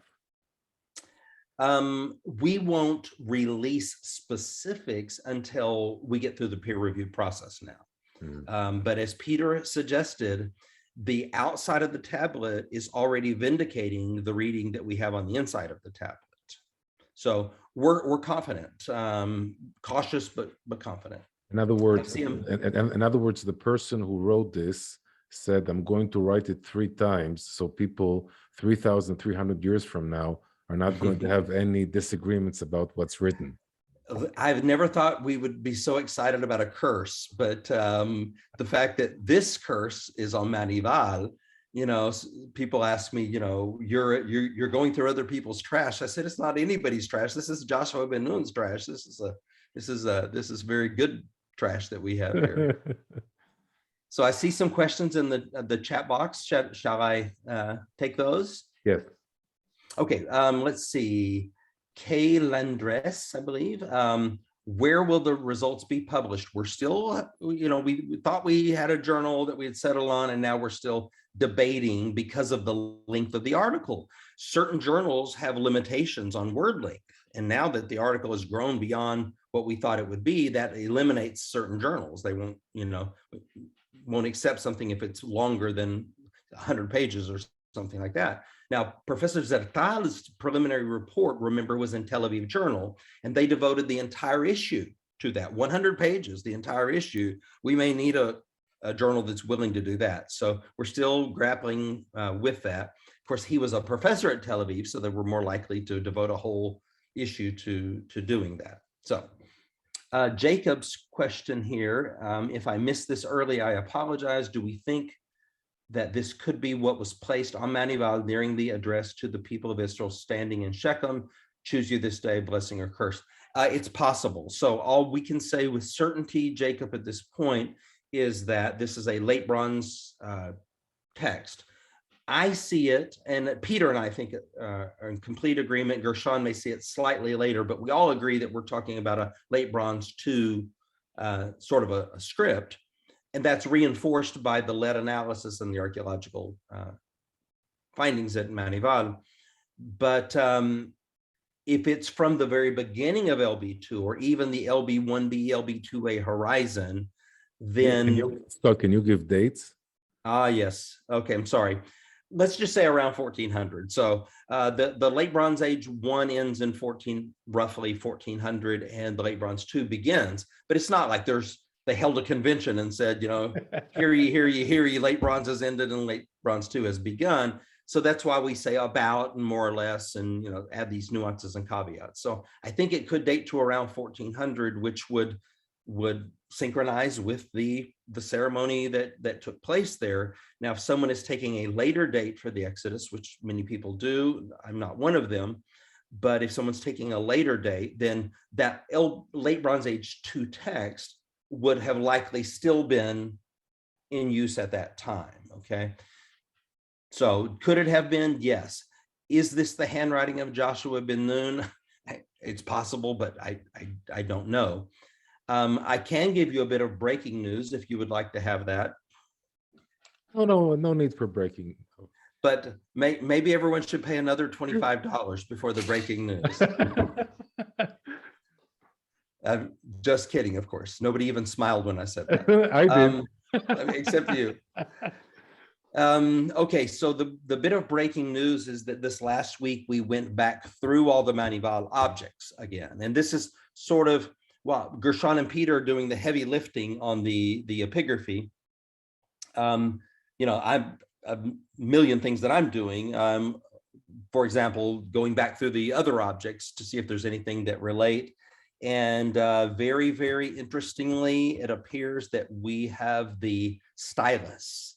We have a stylus, which is a pen, a writing instrument, among our Manival objects also. So that we will be studying it in the coming days. I'm not going to release photos or anything like that, but was there an ability to write during this time period? Not only do we have a tablet with writing on it, but we have a pen.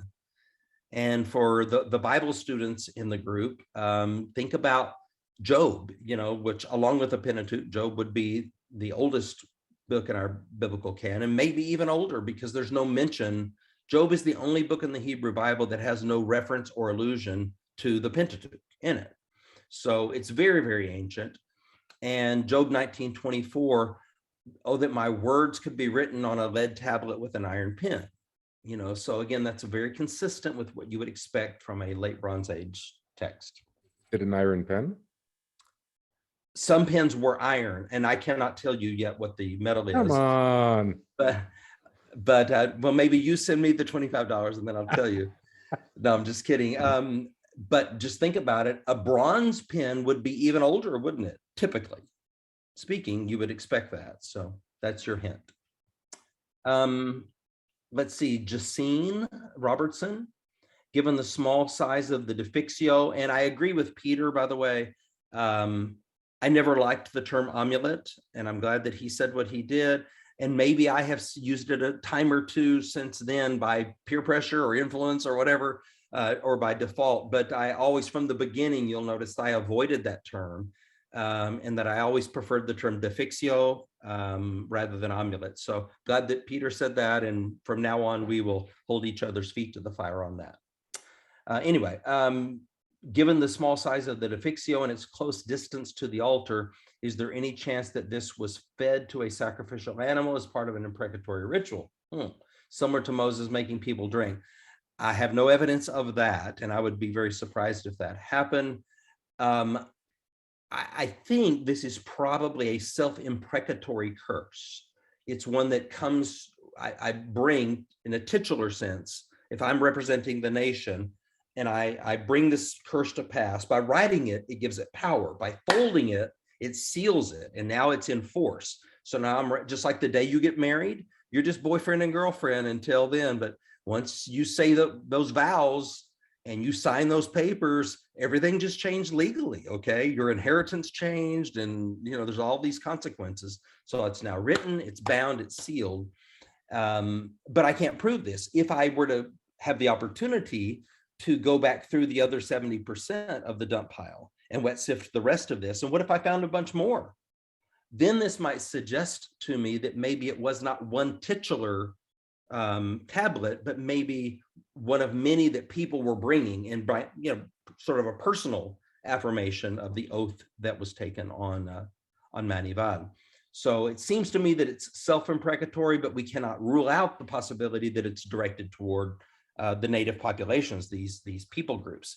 Aaron, remember this, these, what we call Canaanites, are Egyptians. Read the Amarna letters, okay? These are loyal Egyptian subjects. They pay tribute to Pharaoh. They are loyal to Pharaoh with the exception of Shechem. The Shechem city-state is the only city-state at that time, which happens to be in Manasseh territory. All the others, from reading the Amarna letters, they're Egyptians. They are loyal. The king of Jerusalem is all up in arms that, the king of Shechem is not standing with Pharaoh and blah, blah, blah. So when we say that it's a curse against Canaanites, they're Canaanite Egyptians, okay? Their loyalties are to Egypt. So it's an extension of the battle that they've been fighting for a really long time. Jeff's question. Last question, Scott, last question, okay? Oh, last question, okay. Yeah. Does the script in the lead tablet lend support to Dr. Douglas Petrovich's theories that Hebrew is the oldest alphabetic script? Possibly, Dr. Petrovich wrote a book on this, and mainly though dealing with inscriptions from the Sinai that would be, earlier in the 15th century, a little earlier in the 18th dynasty. So it's possible, that it could. That would be a Proto-Sinaitic script. It could be Hebrew as well. We'll see. I mean, that work did not go through peer review, what he wrote. So some questions about that. So that's it in a nutshell. I've got a yes or no answer. Can LiDAR technology be used? And it's not LiDAR, it's tomographic scanning that we're using to see the inside of the tablet. Thank you very much, Scott, and thank you everyone for attending and paying $25 to hear this. I hope it was worth it.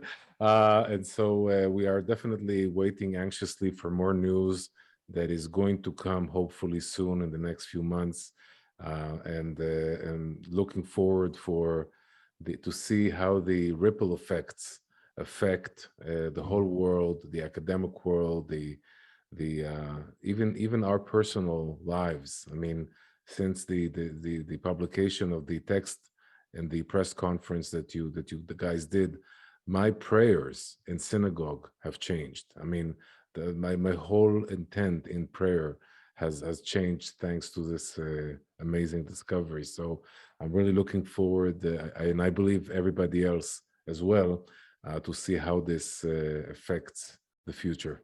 So shalom to everyone. Thank you for attending, and we will be sending you a recording of this session. Shalom from Israel, from Houston, and from Germany. Bye-bye. Shalom.